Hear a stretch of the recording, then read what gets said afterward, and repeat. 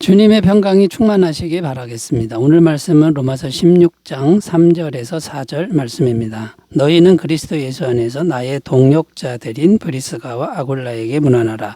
그들은 내 목숨을 위하여 자기들의 목까지도 내놓았나니 나뿐 아니라 이방인의 모든 교회도 그들에게 감사하느니라. 아멘. 오늘 말씀의 내용은 바울이 로마서를 마무리하면서 안부 인사를 전해달라고 부탁하는 내용입니다. 그러면서 이제 15절까지 16장 15절까지 모두 26명의 이름을 언급하고 있습니다. 사실 로마 교회 성도는 26명보다 훨씬 많았습니다. 그런데 특별히 26명의 이름을 언급하는 이유는 바울과 개인적인 친분이 있었거나 또는 주님의 일에 헌신적이었던 사람들이기 때문으로 보입니다. 오늘 본문 말씀은 26명의 이름 중에 가장 먼저 언급되는 이름이 나오는데 브리스가와 아굴라라는 사람이 나옵니다. 그리스도 예수 안에서 나의 동역자들인 브리스가와 아굴라에게 문안하라 이렇게 말씀하는 걸로 시작을 하는 거죠.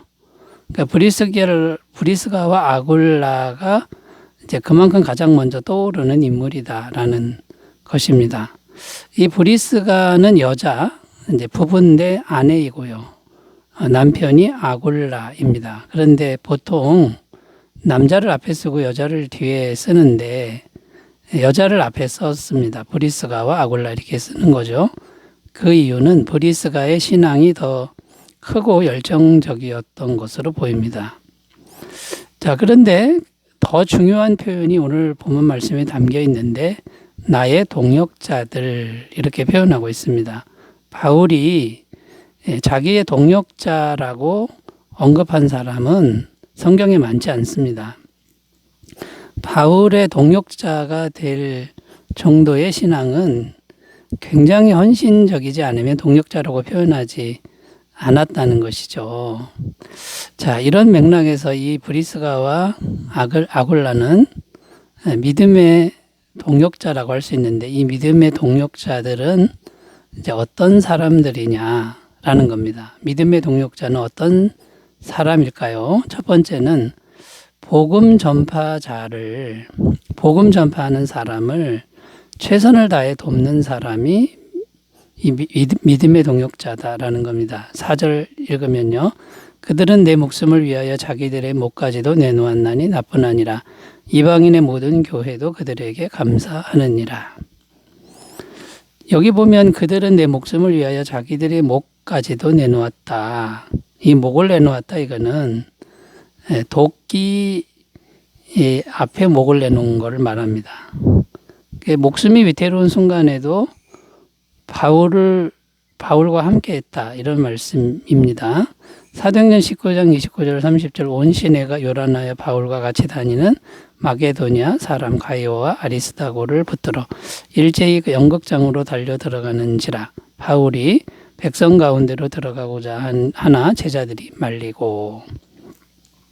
이 말씀의 내용은 에베소라는 지역에서 엄청난 폭동이 일어났습니다. 왜 폭동이 일어나느냐? 바울의 전도로 구원받는 사람들이 많아졌습니다. 그러니까 우상신전 아데미 신을 버리고 예수님을 믿는 사람들이 많아지니까 이 상인들이 폭동을 일으켰는데 상인들은 아데미 신상을 조각해서 만들어 장사를 하는데 사람들이 예수님 믿는 사람들이 많아지니까 장사가 안 되는 겁니다. 그래서 폭동을 일으켜서 바울과 그 일행을 죽이려고 한 것이죠. 이 두려운 현장에 브리스가와 아굴라 부부가 함께 했다는 겁니다. 그러니까 목숨까지도 아끼지 않고 바울과 함께 했다라는 것이죠. 그래서 믿음의 동역자라고 하는 거고요. 그 외에도 브리스가와 아굴라 부부는 바울을 최선을 다해 도운 것으로 성경에 나옵니다. 왜 도운 것이냐? 바울이란 사람이 좋아서 이 이유보다 훨씬 더 큰 이유가 있습니다. 바울이 진정 하나님의 사람이고 복음의 사람이라서 도운 것이라는 거죠. 만약 바울이란 사람이 인간적으로는 좋은데 복음의 사람이 아니었다면 그렇게까지 최선을 다해 돕지는 않았을 것이라는 겁니다. 그러므로 믿음의 동역자는 어떤 사람입니까? 복음 전하는 사람을 최선을 다해 돕는 사람이다라는 겁니다. 그래서 믿음의 동역자는 복음의 동역자라는 말과 같습니다. 이것은 그냥 선교사나 그냥 목사를 돕는 것이 아닙니다. 그런 의미가 아닙니다. 진정 복음을 전하는 사람을 돕는 것이어야 한다는 말이 됩니다. 선교사나 목사님들 중에 진정 복음 전파자가 아닌 사람도 있을 수 있다는 것이죠. 그리고 선교사나 목사님 말고 평신도인데 진정 복음을 전하는 사람을 돕는다면 그 사람은 믿음의 동역자가 된다라는 겁니다. 자, 우리도 진정 복음을 전하는 사람이 있다면 그 사람을 잘 도우면 하나님이 기뻐하시는 믿음의 동역자가 다 될 줄로 믿습니다. 잘 실천하시기 바라겠습니다. 자, 믿음의 동역자 어떤 사람일까요? 두 번째로 가보면요. 교회를 위해 최선을 다해 돕는 사람이다라는 겁니다. 교회를 위해 최선을 다해 돕는 사람이다라는 것이죠.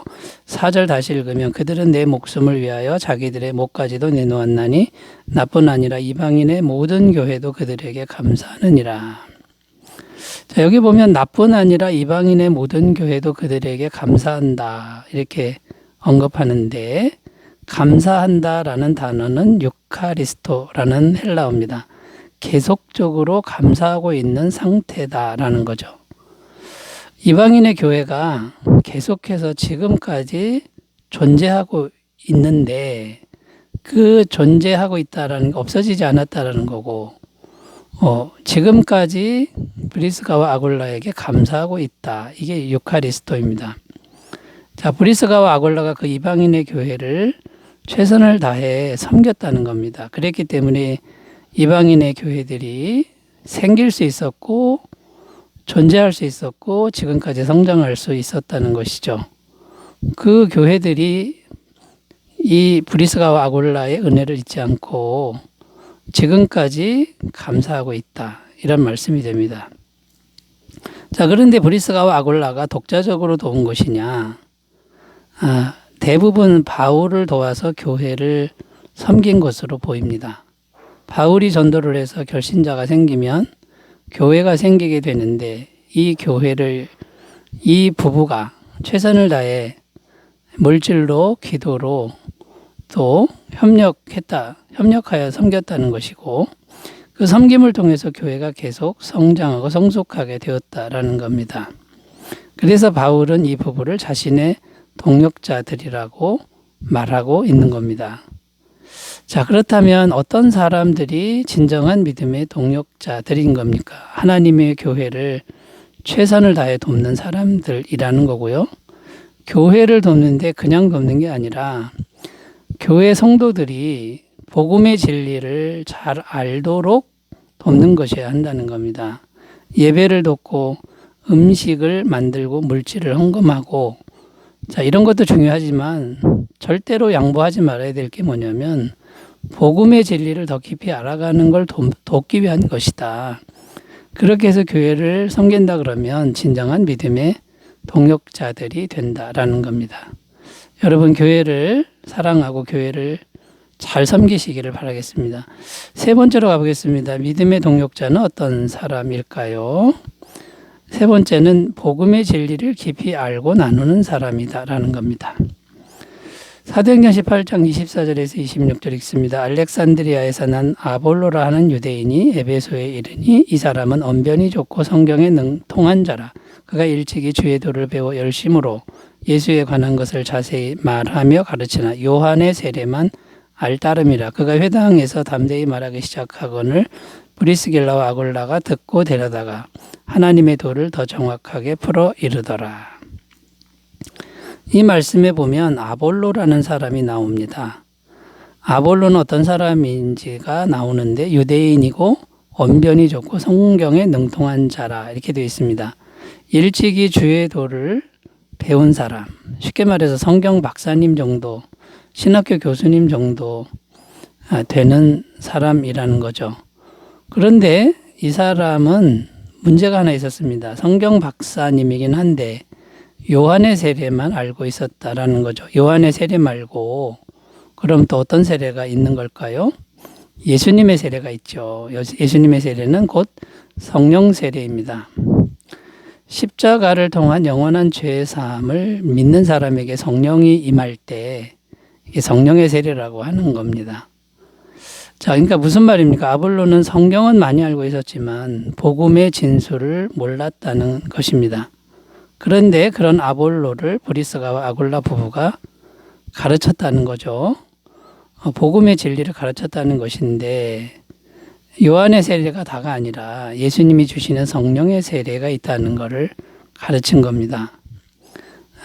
이거는 평범한 집사님들이, 평범한 성도가 신학교 교수를 가르친 것과 같습니다. 그런데 놀라운 것은 아볼로가 겸손하게 그 가르침을 받아들였다는 겁니다.